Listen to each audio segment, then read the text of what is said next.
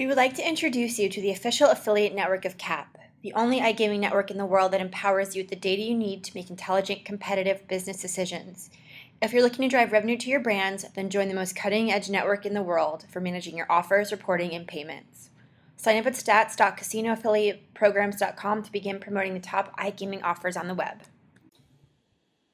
Hey everyone, I'm Warren Jolly with CasinoAffiliatePrograms.com, and I want to welcome you to today's interview with Ian Sims.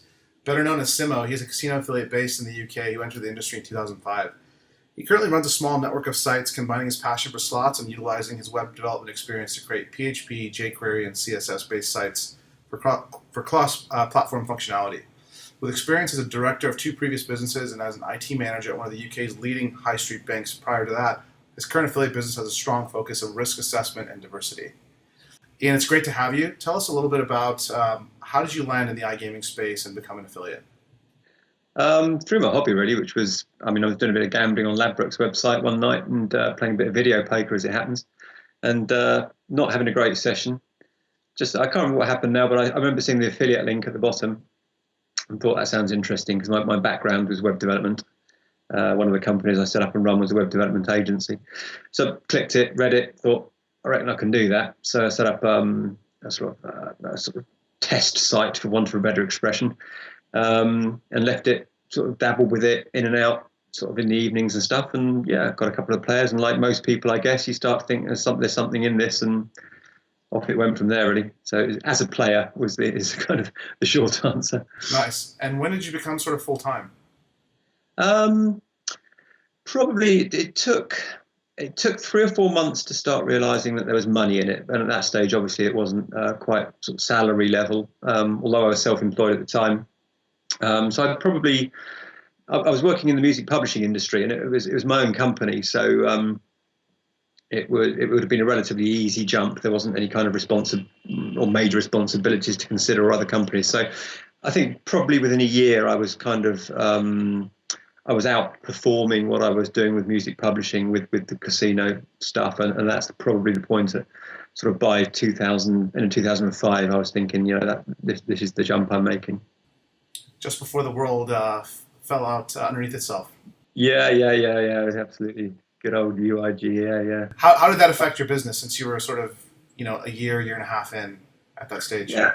Wasn't too bad, actually. I say it wasn't too bad. I'd actually, I started off with Odds.com, and I just made a deal prior to that, about 8-9 months prior to that, made a deal to sign to sell it, although staying involved with the business as a director.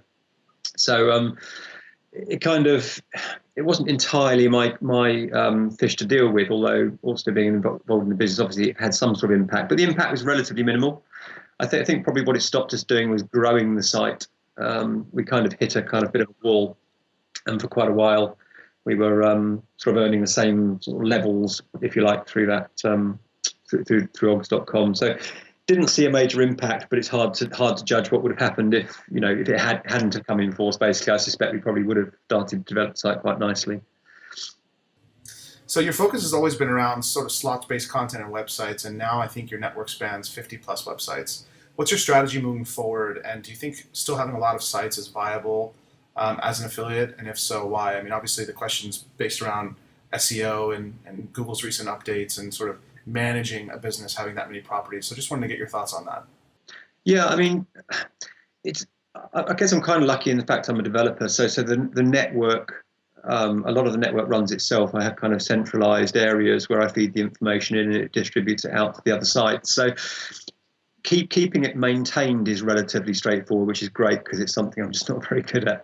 I like to develop new stuff and create rather than, support existing stuff. So from that angle, it's not too bad. Obviously, there's new content and bits and pieces to add, and I kind of cycle around the sites in a sort of relatively boring fashion throughout the year, and every site probably gets visited, the smaller sites once or twice, and the bigger sites, quite a bit more. I believe it's important, because throughout this interview, I'm sure I'll probably come back to this, but risk management is something that I'm very heavily into, and especially in this business where something can happen overnight that could affect your business. I'm very keen to try and diversify as much as possible. So although I stick with what I know, which is generally slots and casino, that I think it's important to diversify. So a network to me is a major issue. Yeah, so my strategy moving forward really is to continue that. I've got one eye obviously on the US and one eye on mobile because I think those are big areas, um, but they're not a major focus right now. That's definitely a going forward thing, and probably for quite a few years. So, do all of those properties that you currently have still kind of are they focused in the UK slots and casino market, or are you doing sports or bingo, or what's your diversification strategy at the moment? They're English-speaking markets. I've dabbled with foreign-speaking markets, and I think I started to get out of my comfort zone with that. I think it's very important for me anyway, to deal with what I know and what I understand and what I love doing, which is basically writing about slot machines and playing slot machines. So if I stick with that, then I thoroughly enjoy what I'm doing. When I start to move out of that, and I have tried dabbling with sports. I'm trying a little bit with bingo in a joint venture at the moment, and I've tried a bit with poker, and I eventually sold that out because they just don't grab me in the way that casino games do. It's just not what I enjoy really, and I don't think I can really get too enthusiastic about it unless I enjoy it. So I definitely stick with what I like. Okay. So, being that you're an avid slots player, you're a technical webmaster and an affiliate. I mean, what advice can you give to other affiliates that are sort of looking to build properties or affiliate businesses around targeting slot players in particular? And I ask the question specific to slot players because, as we all know, those are the players that generally drive the highest amount of yield lifetime to casinos in multiple markets. So I think it's an important segment to focus on. Yeah, no, I agree. I think the key. I mean, things are changing rapidly. I mean, SEO itself is changing and dwindling in importance in terms of the way Google's getting intelligent with its latest updates. And I think, well, that basically, I don't think that's a bad thing at all because it's basically removing elements that you can manipulate easily and putting the focus on authority and people knowing what they're talking about. And I think that's probably the one thing I would say to anyone is know your product and know your customers as well. And I think if you can get the blend of those two right, then I think you can do very well. Understanding your traffic, I mean, is very important. I mean, you've got newbies and you've got experienced players when it comes to slots. So, I mean, if you're writing a review on Thunderstruck and targeting the term Thunderstruck, which is one of my favourite slot games, for example, then I think you're wasting your time telling people are coming in searching on Thunderstruck slot. You're wasting your time telling them it's a 5-reel game with a free spin bonus that does 15 free spins at 3x because they already know this. And they're coming in looking for more detailed information that I think you can probably only give them if you play the game. So you can start to talk about the variants of the game and how the RTP affects your bankroll and maybe how you should play it. Even more so with newer slots like the MG ones, the MGS ones, Playboy and stuff, where you've got different features and every feature affects the variance of the game. And I think if you can understand the game and you know the game and you know what your audience wants, you can get the right blend. Otherwise, you end up sending players to casinos. They play the wrong games. They get a bit sort of tired of losing all the time, and they disappear. And that's not what you want. You need a player to win. To be honest with you, they need to be able to see they can win if they're going to stick and stay loyal. So I mean that's kind of the key advice I would give. And I wouldn't spend an awful lot of time these days on SEO. I would focus very much on the content. Okay, so on that note, for someone who's just starting out, or even if a guy's been in business for 3 years, what marketing methods, do you currently utilize? I mean, obviously your properties are aged, so you're still getting the benefit of natural search, but what else can an affiliate do to drive traffic in a profitable fashion, still kind of yield high-value players? I think the two key elements, I mean, I deal almost entirely with search engines, I'll be honest with you. I do some joint ventures with people, perhaps in areas where my skill set and their skill set match up quite nicely, and that obviously can bring traffic from other sites. And I get a fair bit of returning traffic on the main sites. So search engines for me are the key, and I'm aware that there is a risk associated with that unless you don't diversify enough. But you've got more than one search engine, and there's other areas you can get it from. I've tried PPC. And I think PPC with Google is pretty much a full-time job if you want to make it pay. And I think you need someone really focusing on that. You can make it pay with long-tail terms and stuff, but it's hard work. And I work on my own, so it's not something that I'm really prepared to invest in, having tried it. And I think you can also, look at the social platforms, Facebook and stuff. And Facebook has a fantastic advertising system in terms of how it performs and who you can target. And indeed, the value in terms of the number of clicks you can get for the cost per click is fantastic. But again, I tried that a couple of years ago, and I ran it for 3 or 4 months. When I sat down and looked at the overall figures that came out of that, I mean, it made very poor reading, and maybe just about covered what I put into it. But I decided that wasn't an avenue. So I tend to focus now on natural search, and I still believe at the moment, at least, that's where most traffic will come from for slots affiliates, unless they're involved in communities, perhaps. But again, that goes back to the authority thing. Casino Meister's done a lot for me, obviously, as a moderator there. But then I'm in Casino Meister as a player. So I get involved in player conversations at a relatively deep level, I guess, or certainly a knowledgeable level. And I think that obviously helps. But not everyone can get that involved in the community that easily. So what would be your tips for other affiliates who are, let's just say, struggling in their SEO efforts? I mean, everyone knows Google's gotten inherently more difficult as time has passed, but what are some quick things that people should be doing that still work today? In terms of SEO, there are no quick things anymore, I don't believe. I think there are short-term fixes. Okay, I mean, if you want to start throwing links all around the place and what have you, those still do have an impact. If you want to take the risk of buying links and stuff, that still has an impact. But it's a short-term strategy, and you're taking a risk. And I think a number of my sites are probably seeing the benefits now of other people around me having done that in the past, because I've just basically plodded away at adding content. I've never bought a link in my life, and I've never, as a lie, actually I bought one about 6 years ago, but I don't exchange links generally. I don't do anything with linking. I might do some relevant links within my network if it's got some value to the user on a particular page. But in general, I spend my time doing content, and those people, the reason my sites have generally done well over the past year and a half since Panda and Penguin came in, I think is because sites above me have been chucked out or relegated. So more so than Google recognizing necessarily that my content is good. I'm not sure it necessarily can do that quite yet, but it's getting there. And I think it's recognizing what's bad. And it's recognizing what's bad, or Google, I believe, thinks what's bad is basically what it sees 100 times over and over again. So it's seeing 100 sites saying pretty much the same thing and thinking, well, we only need one that tells us this, so let's pick what we think's the best. So the old tried and true methods still work? They still have some value. Like I say, anything you can manipulate in Google is basically a short-term solution. Yeah. Oh, I see. Okay.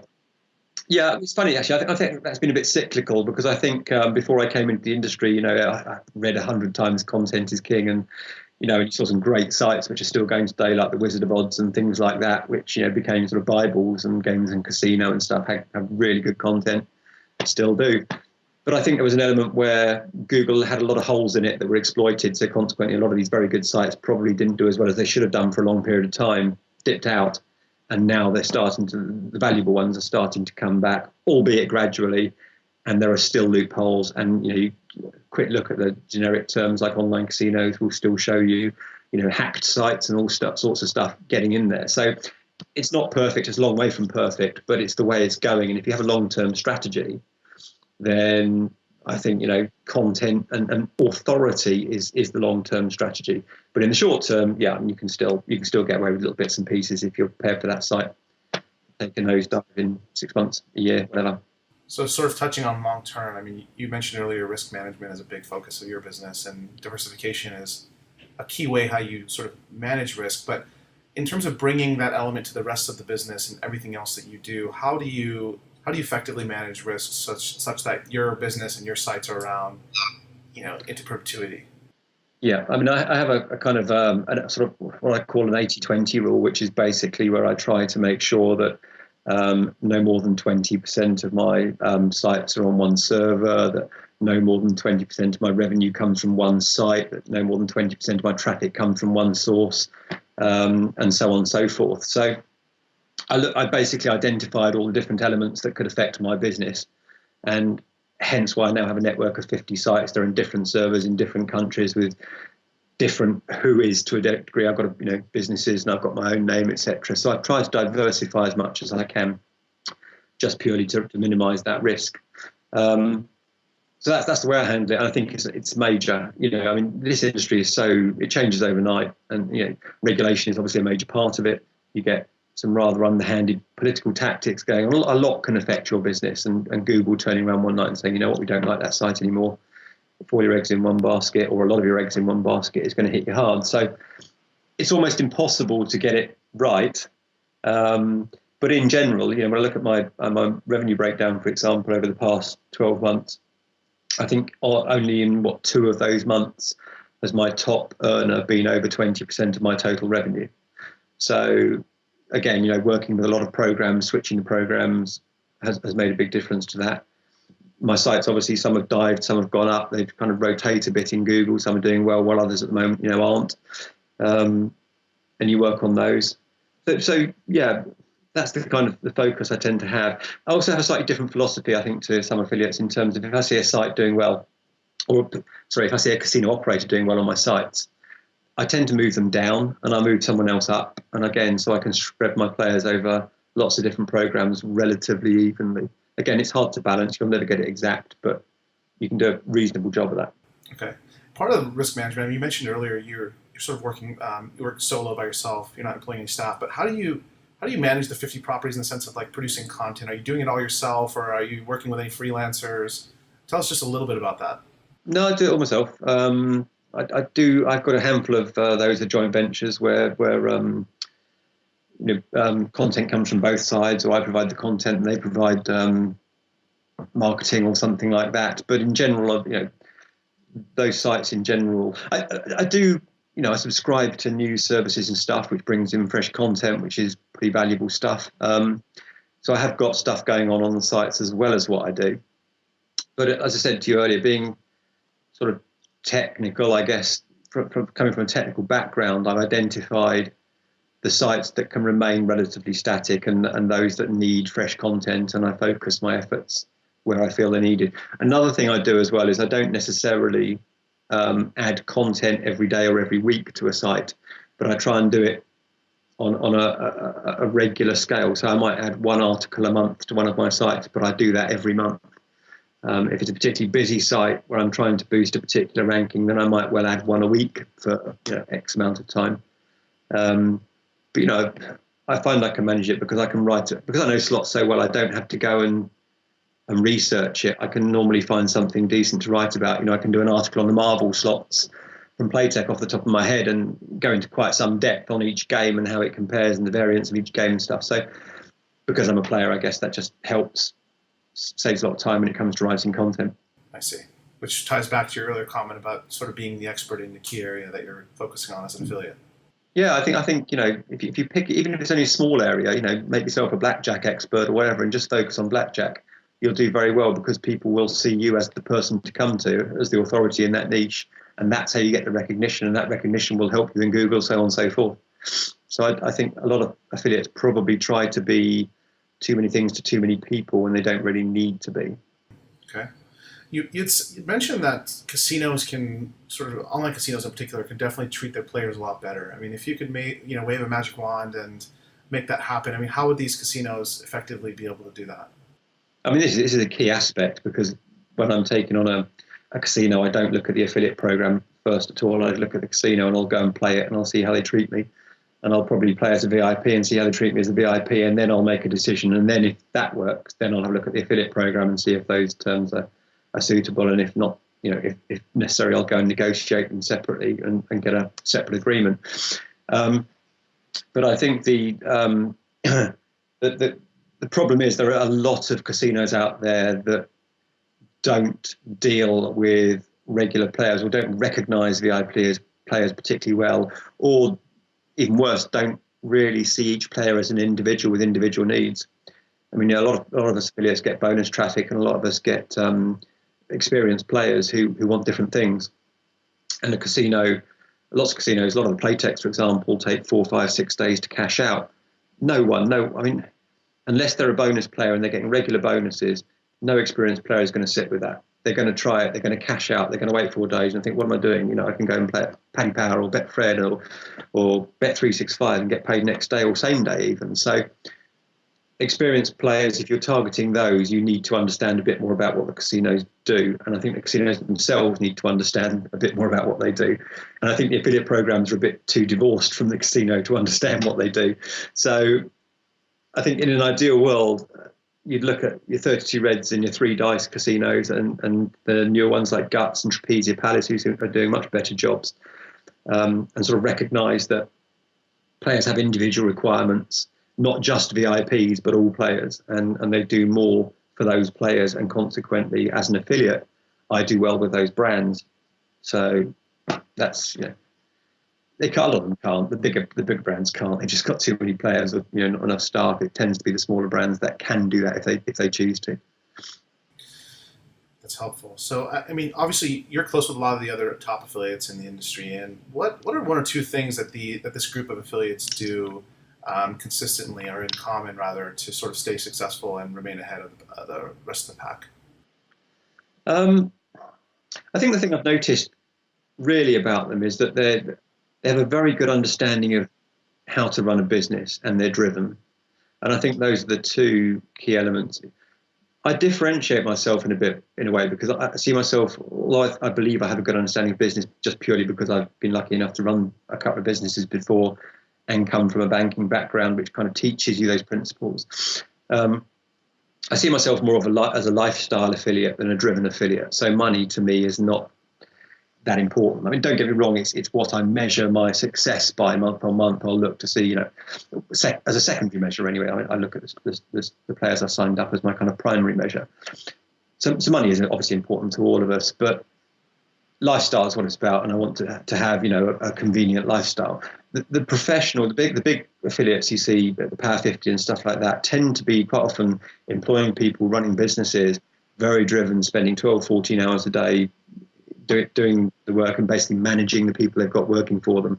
But they fully understand what their weaknesses are, and they plug those by getting people in around them that understand the elements of the business. So if they're not financially sound, they've got someone to run their finances for them. If they don't know slots and they're dealing with slots, they've got 2 people that understand slots well.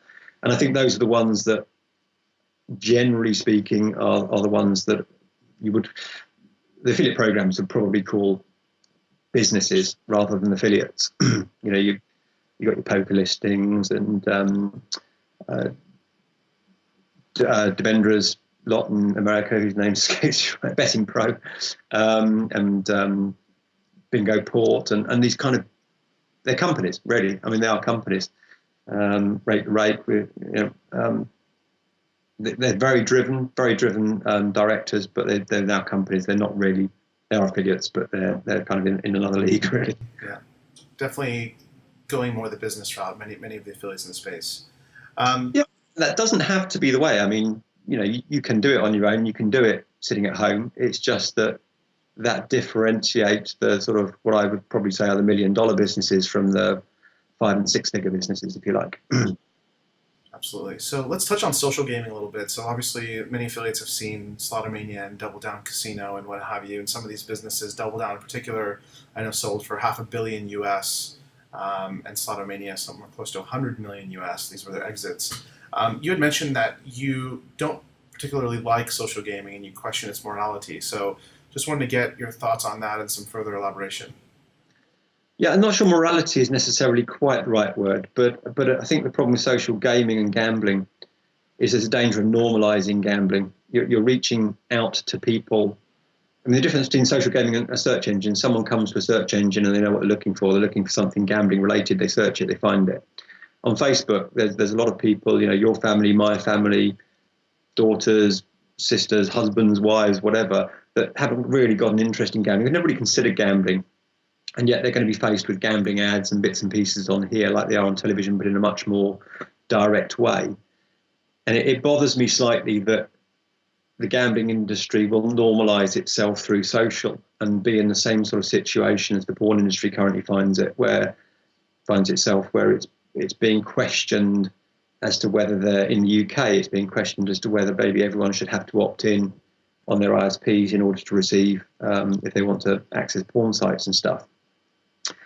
Good or bad, I'm not here to debate that, but I think the gambling industry needs to be a little bit careful in that regard. I think I'm not particularly comfortable with just banging my adverts out for my sites to sort of hundreds of thousands of people who may not have considered gambling and be responsible for one of them getting a habit. I'd rather, if I'm going to do that, I'll do it to someone who's searching for it, so at least that's someone who's going in with their eyes open.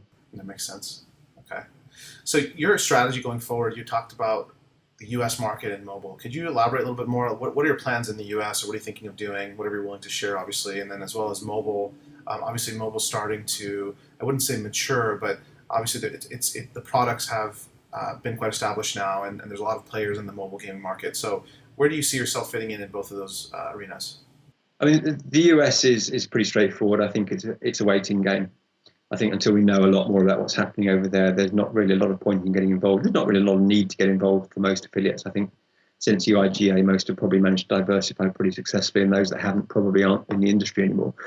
So I don't think that there's really anything else we can do right now except keep an eye on what's happening and follow really, a bit like sheep, I guess, but that's where we're at the moment.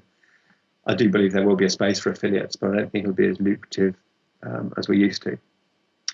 Lucrative as in the revenue shares and stuff. I think the number of players obviously will probably make up for that. Mobile's a bit more interesting because it's a bit more now. It's particularly well suited to sports betting, obviously. I'm still a little bit skeptical on casino games where you need to spend more time generally with a game than with a sports app where you go in and place a bet. So I think tablets are the game changer for casino. And obviously now you've got the microgaming Playtech products, you've got the IGT games out there, NetEnt's, Touch, and all this sort of stuff going on. And when you play them, they look pretty decent. I mean, microgaming and Playtech's games look fantastic. NetEnt's games look fantastic. Playtech have somewhat, in my opinion, screwed up their interface, so it's not particularly playable at the moment. But clearly, there's some effort going into it, and microgaming is very good, albeit without autoplay at the moment, but I'm sure that will come. So I think mobile's probably more now, and I think that's definitely got a future. But I think you have to think from casino's point of view. I think you have to think of mobile as a sort of in situ. It's more the device than it is the actual action. I don't think people traveling around on trains and planes and stuff are necessarily going to spend that much time playing casino games because you need a length of time to do it. I think it's more likely they'll play it at home on a tablet. But it's definitely an interesting market, and I'm seeing more and more activity. One big problem I think that casinos have at the moment is their sign-up forms. People generally don't want to type on a mobile device, on a tablet or a phone, and the sign-up forms are daunting. So I'm seeing more mobile players coming through upsell than I am through direct sign-up on tablets and mobile phones. It needs someone to crack a short sign-up form where you take the basics, then you take the deposits, and then once the money's in there, you're not going to lose the player, then you get the rest of the information. When someone cracks that, I think they'll have a pretty much a winning formula, but it's not there yet, and obviously KYC plays a part. Yeah, it's interesting feedback. So, Ian, we're up on time. Really appreciate your time on this interview. Thanks so much for all your insight and expertise. Obviously, you've been around for a while, so everyone can appreciate that. If anyone's interested in contacting Ian, go ahead and send us an email to interviews@casinoaffiliateprograms.com, and we will do our best to put you in touch. Thanks for watching, and stay tuned for future interviews with iGaming industry leaders. Bye.